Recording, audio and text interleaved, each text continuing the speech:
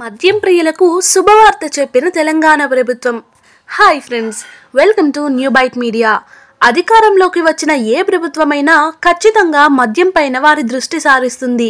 దానికి కారణం మద్యం పరంగా ప్రభుత్వాలకు ఆర్థికంగా ఎంతో లాభం లభిస్తుంది. దానివలన అధికారంలోకి వచ్చిన ఏ ప్రభుత్వమైనా మద్యం ధరలు పెంచడం లేదా కొత్త మద్యాన్ని తీసుకురావడం వంటివి చేస్తారు. కానీ తెలంగాణ ప్రభుత్వం మాత్రం మద్యం ప్రియులకు విషయంలో కొంత మేలు చేసిందనే చెప్పొచ్చు. ఎలా అనుకుంటున్నారా?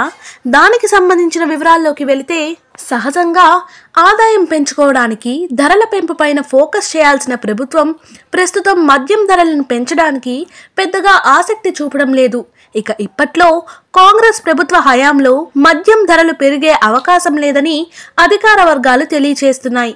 మద్యం ధరలు పెంచాలని బెవరేజెస్ కంపెనీల వాళ్లతో పాటు మద్యం ధరల పెంపు కోసం ఏర్పాటు చేసిన త్రిసభ్య కమిటీ సిఫార్సు చేసినప్పటికీ ప్రభుత్వం మాత్రం మద్యం ధరలను పెంచడానికి ముందుకు రావడం లేదు.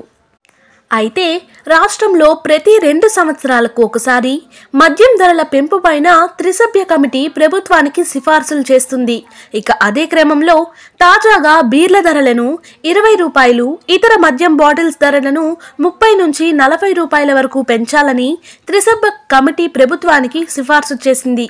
కానీ ఈ ప్రతిపాదనను ప్రభుత్వం ఆమోదించలేదు. మందుబాబులను సంతోషపెట్టాలనే తెలంగాణ ప్రభుత్వం ఇలాంటి నిర్ణయం తీసుకుంటున్నట్లు తెలుస్తోంది.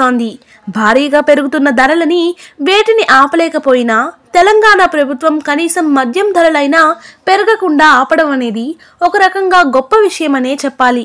మరి ఈ ఇన్ఫర్మేషన్ కనుక మీకు నచ్చినట్లయితే వీడియోని లైక్ చేయండి. అలాగే ఇలాంటి మరిన్ని ఆసక్తికరమైన విషయాలు తెలుసుకోవడానికి మా ఛానల్ని సబ్స్క్రైబ్ చేయడం మాత్రం మర్చిపోకండి. Thanks for watching.